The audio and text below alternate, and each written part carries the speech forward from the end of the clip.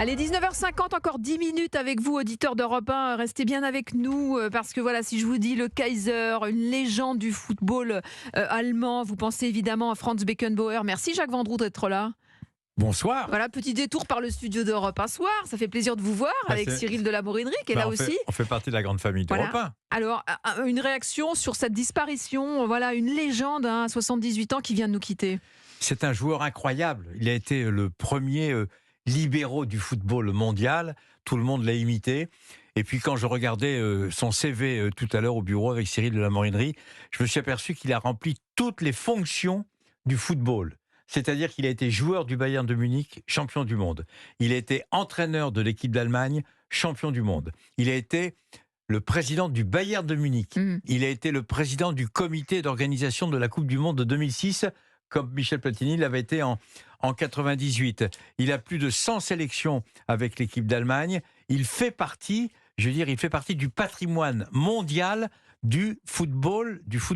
C'est un type extrêmement important. Il a terminé sa carrière au Cosmos de New York, c'était en 77. Il a joué avec Pelé. Vous vous rendez compte, il a joué avec Pelé.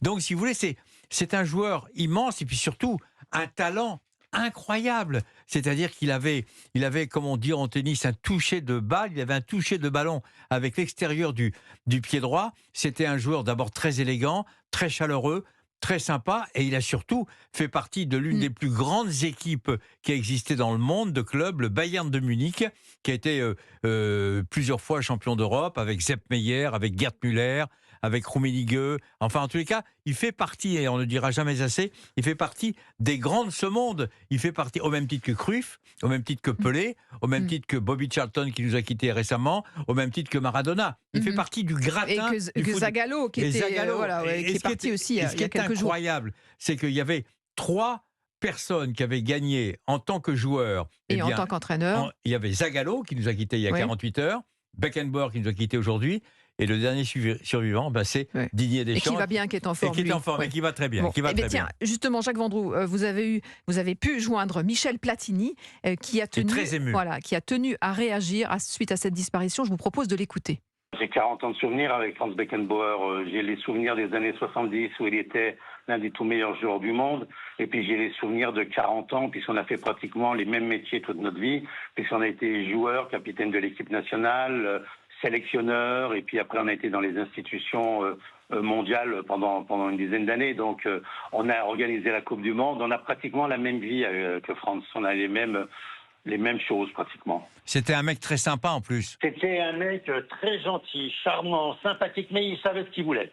Politique, un peu plus politique que moi, toujours de bonne humeur, toujours là pour aider, toujours sympa, vraiment un vrai gentleman, Franz. C'est vrai, il a été champion du monde en tant que joueur, champion du monde en tant que sélectionneur. Bon, c'est rare, hein. Oui, il y en a pas beaucoup qui ont été comme ça.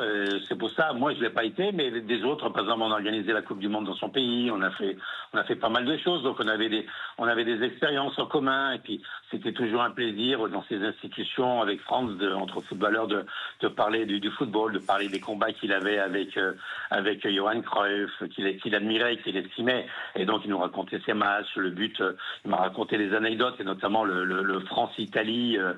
Qui lui dit France-Italie en 70 à Mexico, c'est un des plus beaux matchs. Il me dit, tu rigoles Michel, c'est bidon pendant 90 minutes, après la prolongation elle est magnifique. Puis après il y avait une chose, France qui ne comprenait pas, comment on avait pu perdre contre eux en 1986 à demi-finale à Guadalajara. Et il comprenait pas, il dit, Michel, je comprends pas, comment on a fait pour vous battre. Joueurs libéraux à l'ancienne. Libéraux modernes, libéraux qui attaquaient, qui construisaient, qui allaient marquer des buts.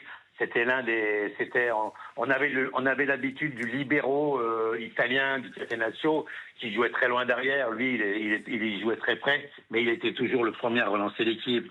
Ça a été un formidable joueur. Franz Beckenbauer est un merveilleux souvenir pour vous. Merveilleux souvenir. J'ai même fait son jubilé à Munich il y a assez longtemps. Il m'avait invité à faire son jubilé à l'ancien stade de Munich. Non, on a eu une vie. On s'est rencontrés pour ses 70 ans. On a été souvent ensemble dans les commissions, dans le truc. C'était un plaisir, quoi. Voilà, c'était vraiment un grand plaisir d'être avec Franz. Il a fait le football allemand, c'est la grande star du football allemand. Il a fait l'histoire du football allemand. formidable, merveilleux. Un vrai monsieur nous a quittés et un monsieur qui restera longtemps dans l'histoire du football mondial. Michel Platini au micro de Jacques Vendroux.